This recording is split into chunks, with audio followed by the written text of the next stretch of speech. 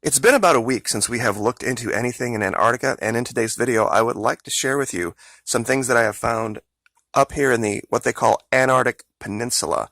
It's the area that we have referred to as the 12 o'clock region near Argentina. I'm going to zoom in here, and it's kind of a tiny region. It's hard to see. On the British topographical map here, it makes kind of an S, and after the first curve right here, there is a little spit of land that comes out, and there's a bay it creates right here. This is where I have found these structures.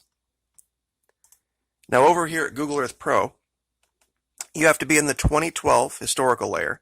For some reason, and I don't know why, there are a lot more high-resolution images in that year than in others.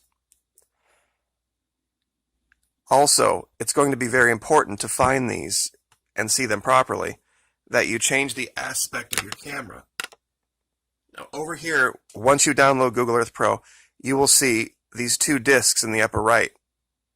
The top one, if you click and hold the top arrow, it changes the angle of the camera and it moves it up toward the horizon like this. Then what you can do is you can zoom in as if you were coming in like landing a plane, has been the analogy that I've used. Now in the region, overall what we see is a lot of artificial structures out in the water. We see an artificial port here, we see what looks like another one here, and of course this 90-degree angle that really just doesn't occur naturally. I'm sure most of you are familiar with that. But it's this particular small mountain range right here that we're going to be looking at. There's about 11 different locations.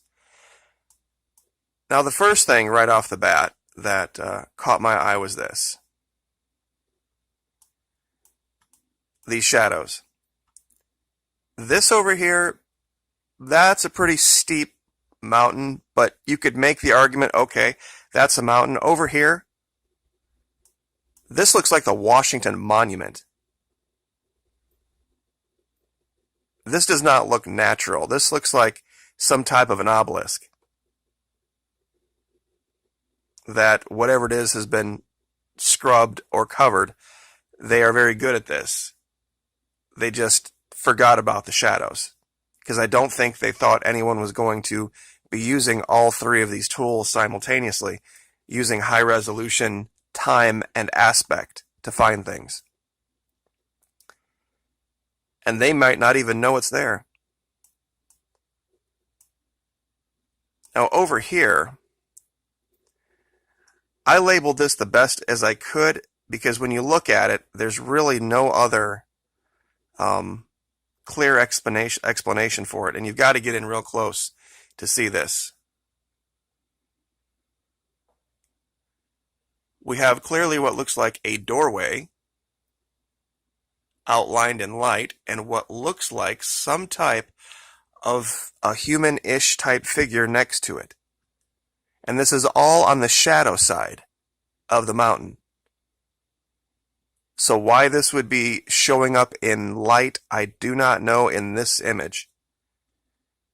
And it's very, very hard to see unless you zoom in really close.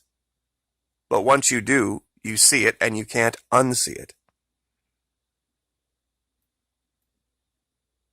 Even from this distance. Unfortunately, I put the pin too close and my writing label covers it and obscures it. I wish I would have moved it, but it's very clear what that is. And over here, I don't know how you would explain this with any type of natural occurrence. This is clearly an artificially made platform and what looks like a passageway down underneath. I mean, this is just too perfect. The shape of it. There's no way nature would have just created something like this with that perfectly round diving board, tongue depressor type shape. I'm sure you guys can probably think of a lot better descriptions than that, but those are the first two things that come to mind.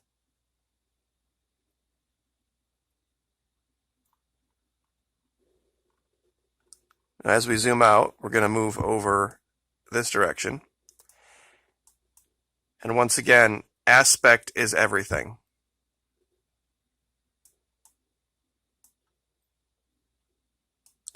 On this side, and we're going to basically just be moving clockwise around this, what's basically looks like 2 or 3 mountains. On this side, there is, and this is the shadow side of the mountain. That's what makes this so suspicious. There is clearly an artificial light source from here, coming out this direction.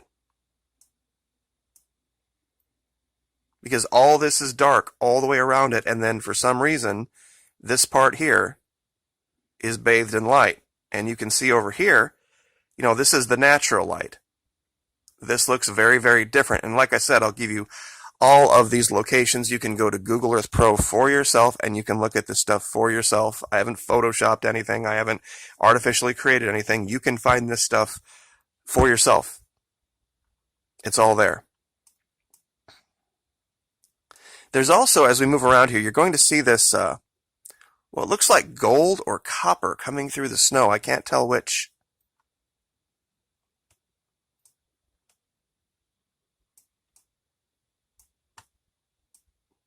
But maintaining your angle with the horizon is important because that's how you would perceive things if you were on the ground.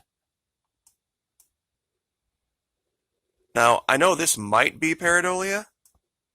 I've labeled it Rushmore, but this part of the mountain kind of sticks out. And while the rest of the mountain doesn't get any sunlight, this part does.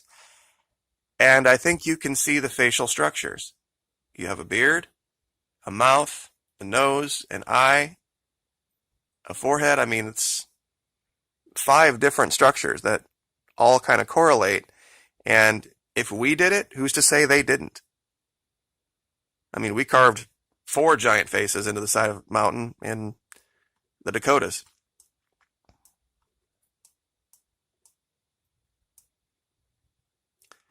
But we're going to try to maintain aspect here as we go around. And, you know, funny thing, at Rushmore, there are entrances in the sides and the back to get into those faces that we've carved, and here is a giant cave entrance. So this just might be evidence for that. That there was something going on in here where they were able to carve this. Maybe up here there's something that's still hidden in shadow we haven't seen. And once again, more of this what looks like gold and ruby, and there's something purple over here. Now, I had made the analogy in another video talking about dogs and when they dig under a fence, what a pitch field looks like. And we have another one of those here. Just out of nowhere, we can see this massive pitch field and another one of these tower-shaped, out-of-place shadows that just doesn't look natural, doesn't look like that would be something you would see, and you don't see any evidence for a structure to correlate with it.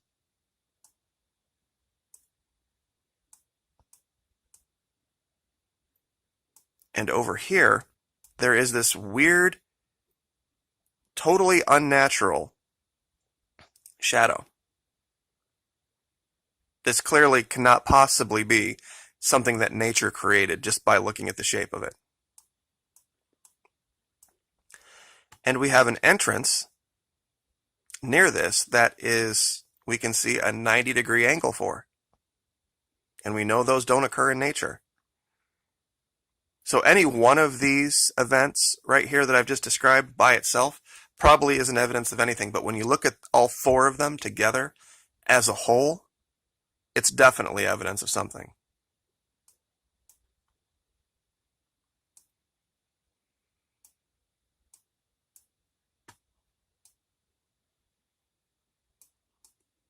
And around over here, there is more evidence of something like a pyramid. right here.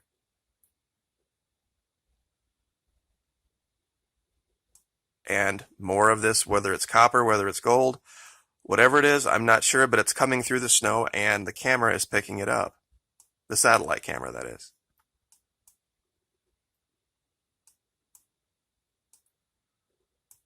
We have another entrance to a cave over here that clearly shows usage.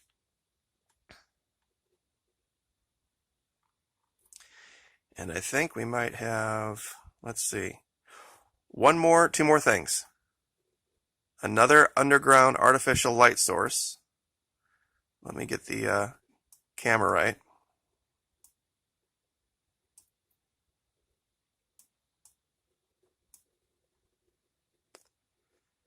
Right here. Once again, this entire side of the mountain is cast in shadow, and there's something right here that is bathing this part of the mountain in light. And what doesn't look, and of course it looks like it might be leaking out here as well, whatever this is. You can see a different part of it right here that shows something that might be interfering with it.